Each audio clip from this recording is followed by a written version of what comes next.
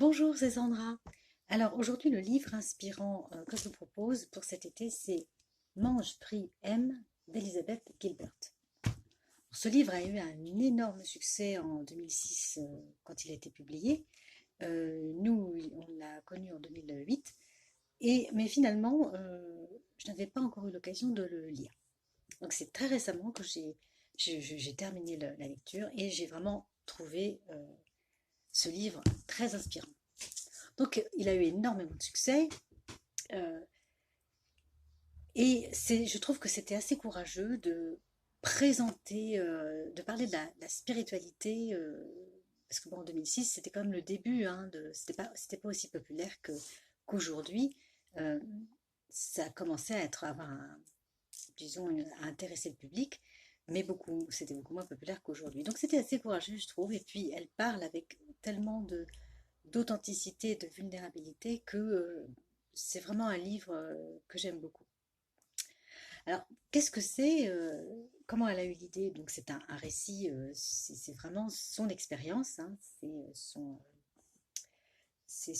en fait, l'idée qu'elle a eue d'écrire ce livre, c'est tout a commencé à un moment donné de sa vie où elle se sentait vraiment pas du tout heureuse. Euh, Elle était malheureuse dans son mariage. Il n'y avait plus vraiment beaucoup de sens dans sa vie, elle était un peu, elle faisait une dépression, enfin, ça n'allait pas. Et puis, on va dire le premier déclic, c'est justement un jour, pour la première fois de sa vie, elle s'est mise à prier, à demander de l'aide au ciel, à Dieu, parce que la situation n'était plus possible. Et elle reçoit une réponse. Sa voix intérieure, son intuition, lui dit qu'il faut qu'elle change de vie. Alors, cette première prise de conscience va être vraiment le début du changement de vie. Le deuxième événement qui va faire en sorte que tout ça, ça se concrétise, son changement, ça va être lorsque le magazine pour lequel elle travaille va lui proposer de faire un article sur le yoga en Indonésie. Et lorsqu'elle va s'y rendre, elle va faire une rencontre, elle va rencontrer un sorcier qui va lui prédire que elle va revenir en Indonésie dans quelque temps et que le sorcier et elle vont collaborer, vont travailler ensemble. Alors, ça fait écho en elle, ça l'intrigue, mais ça fait surtout écho en elle. Et elle se rend compte que là, il va falloir vraiment qu'elle retourne en Indonésie d'une façon ou d'une autre. Et avec cette première prise de conscience du fait de vouloir changer sa vie, le premier pas, c'est qu'elle va divorcer. Chose qu'elle ne voulait pas, hein, mais elle se rend compte qu'elle est malheureuse et que son mari aussi. Donc, la première étape, ça va être le divorce. Et là, elle va retrouver le goût de vivre, elle va se sentir libre, elle va s'intéresser à plein de choses, avoir envie de faire de pratiquer des nouvelles activités. Enfin, bref, elle va rencontrer un nouvel homme, un autre homme, et dont l'une disons, de ses idées, c'est d'apprendre l'italien. C'est ce qui va la conduire à partir en Italie. C'est donc le premier voyage qui correspond à la première partie du roman, Mange. Euh, donc là, c'est un peu la quête des plaisirs, on va dire. Et d'ailleurs, ce qui est rigolo, c'est que sur la couverture, le mot mange, les lettres sont écrites avec des pattes. Parce que donc cette première partie, la quête des plaisirs, c'est la découverte du pays, bien sûr, la culture, euh, le, les rencontres, tout ça, mais c'est aussi l'art, mais c'est aussi la gastronomie. Elle va vraiment vouloir se lâcher, se libérer de tout ça et prendre du plaisir, chose qu'elle n'avait pas pu faire auparavant. Mais sauf que c'est pas aussi simple que ça, parce que quand on décide de changer de vie, même pour de bonnes raisons, et même si on sait que justement la quête des plaisirs, ça pourrait être quelque chose de très simple, de très facile, eh bien non, ça va être compliqué parce que justement, elle ne s'est jamais autorisée à prendre. du temps pour elle, à prendre du bon temps. Donc, ça va être plutôt compliqué de se laisser vivre et pour juste ressentir les choses et s'amuser et profiter. Bon, durant ce voyage, au bout de 10 jours, elle va commencer à se laisser surprendre par ce sentiment de solitude et de cette dépression qui va refaire surface parce que euh, cette prise de conscience pendant ce voyage, c'est que la personne avec qui elle, son nouveau compagnon, finalement, c'était pas une union, c'était pas quelque chose de très inspirant et de très épanouissant. Donc, elle se sépare de son ami. Et c'est plutôt en fin du voyage que elle va mieux comprendre en fait ce que euh, la signification même de ce voyage, le pourquoi. Parce que, alors c'est vrai que quand elle se retrouve à Rome, donc la première, j'ai oublié de vous dire, mais lorsqu'elle part donc en Italie pour apprendre la langue, c'est donc Rome qu'elle choisit. Et donc l'Italie, pays de l'amour, Rome, ville romantique, se retrouver seule, puisqu'elle venait de se séparer. Et donc, voilà, c'est pour ça que la dépression et la solitude vont refaire surface.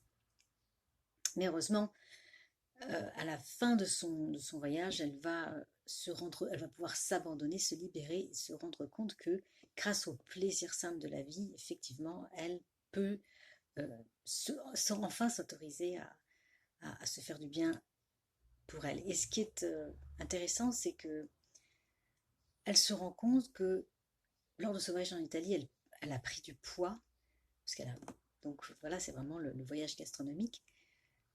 Mais ce poids, finalement, c'est comme un sentiment d'exister. Donc c'est très symbolique parce que, voilà, elle a le poids qu'elle a, les kilos en trop, c'est le poids aussi euh, parce qu'elle est arrivée en Italie maigre, en tout cas très mince, je ne sais plus, mais elle repart avec des kilos en plus, mais aussi une sensation d'exister. Donc j'ai trouvé que c'était très intéressant aussi. Là, donc son deuxième voyage va l'amener en Inde. Euh, donc là, c'est la deuxième partie du roman, c'est donc pris, hein, voilà. Et donc là, c'est la quête de la dévotion.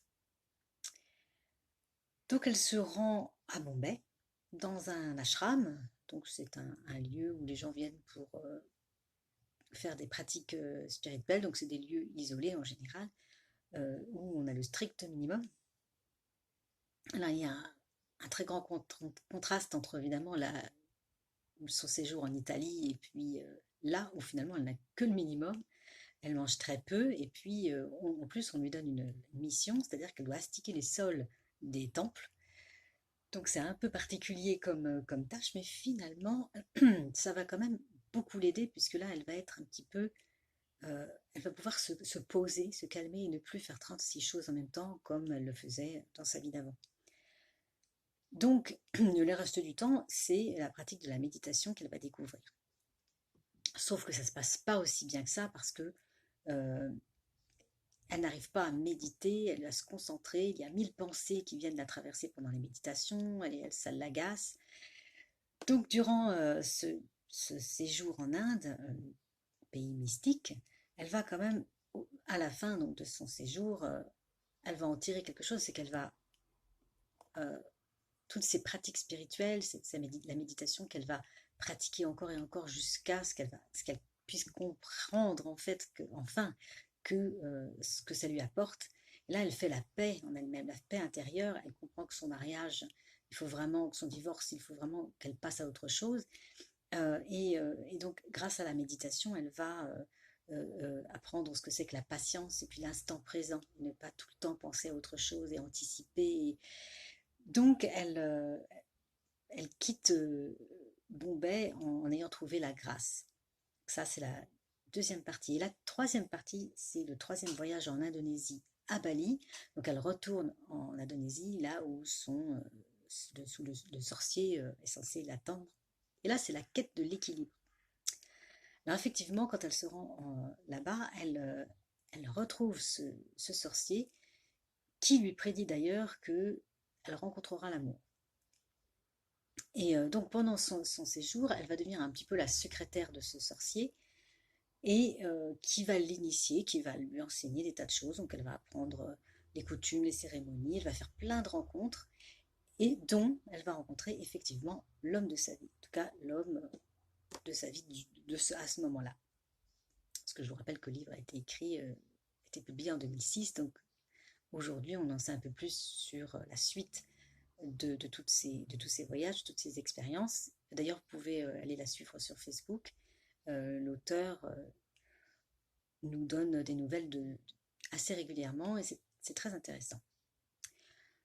Donc voilà, en Inde, en Indonésie, je veux dire, elle rencontre donc l'homme de sa vie et elle va finalement, à travers cette expérience, se rendre compte que elle était un peu l'initiatrice de son sauvetage, que tout ça, c'est vraiment, elle a fait le premier pas, les pas, les choix, les bons choix pour changer, transformer sa vie, et c'est ce que ces voyages ont pu faire. Euh, Moi, comme je vous le disais au début, j'ai vraiment adoré cette authenticité, sa vulnérabilité, et puis aussi le roman est très bien construit parce que c'est le récit très bien construit. Il y a vraiment, elle explique d'ailleurs, vous verrez au début, je vous encourage à le lire, il y a un mode d'emploi du livre parce que rien n'est laissé au hasard, c'est vraiment très très bien fait. Donc il y a beaucoup de créativité, beaucoup d'inspiration dans ce livre et je trouvais aussi que c'était très intéressant d'évoquer les voyages comme une initiation, comme quelque chose qui pourrait nous aider à transformer notre vie, à voir notre quotidien différemment et à le changer. Donc je vous encourage vraiment à lire ce magnifique roman. Il y a eu un film aussi avec Julia Roberts qui est très sympathique, donc inspiré du livre. En tout cas, vraiment, c'est une très belle découverte et c'est un grand coup de cœur. Je vous laisse réfléchir à tout ça et j'espère que vous allez donc le lire. Et je vous donne rendez-vous cet automne pour un nouveau livre inspirant. À très bientôt.